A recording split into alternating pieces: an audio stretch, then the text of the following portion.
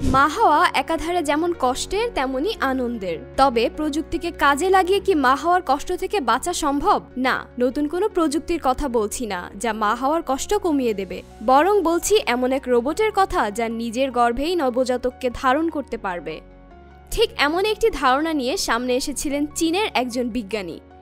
Zhang কিফেং নামের ওই বিজ্ঞানীর গর্ভ ধারণ করার ক্ষমতা রাখা রোবট আসলে বাস্তবে নেই। এরকম একটি রোবট কিভাবে বানানো হবে, কিভাবে কাজ করবে, বানাতে হলে কত টাকা খরচ পড়বে, সবই তিনি বলে গেছেন যুক্তি দিয়ে। চীনের ওই বিজ্ঞানী জানিয়েছেন রোবটের পেটে তৈরি করা হবে কৃত্রিম মাতৃগর্ভ। তারপর মানুষ ও রোবটের ইচ্ছাতেই একটি ভ্রূণ স্থাপন করা হবে রোবটের গর্ভে। তিলে তিলে ভ্রূণটি বড় হয়ে মানুষে পরিণত হবে। এমনকি 2026 সালের মধ্যে এরকম রোবট তৈরি করা সম্ভব বলে মনে করেন তিনি, যাতে আনুমানিক খরচ হবে 1 লক্ষ চীনা ইউয়ান।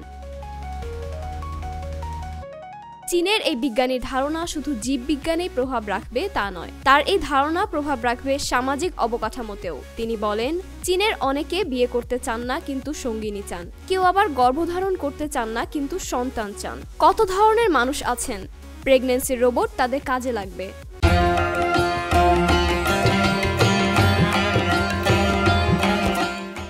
চীনের এই বিজ্ঞানীর ধারণা যুগান্তকারী হলেও মূল সমস্যা তৈরি হয়েছে বিজ্ঞানী তার বৈধতা নিয়ে। ঝ্যাং দাবি করেন তিনি সিঙ্গাপুরের ন্যানং টেকনোলজি বিশ্ববিদ্যালয় থেকে পিএইচডি সম্পন্ন করেছেন।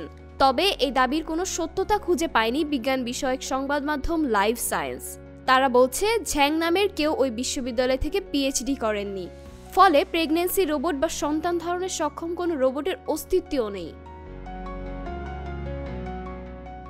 ঝ্যাং সত্য বিজ্ঞানী না হলেও তার ধারণা আসলে কতটুকু যৌক্তিক তা জানা গেছে অন্য বিজ্ঞানীদের মুখে। আমেরিকার ইয়েল বিশ্ববিদ্যালয়ের অধ্যাপক হার্ভে ক্লেমেন বলেছেন, এমনটা আসলেই আমাদের চেষ্টা করা উচিত। এই ভাবনাটা আমাদের আকৃষ্ট করছে কারণ গর্ভাবস্থার সৌন্দর্য এবং অলৌকিকতা সম্পর্কে এতে আলোকপাত করা হচ্ছে, কিন্তু এটা বাস্তবে করা যায় না।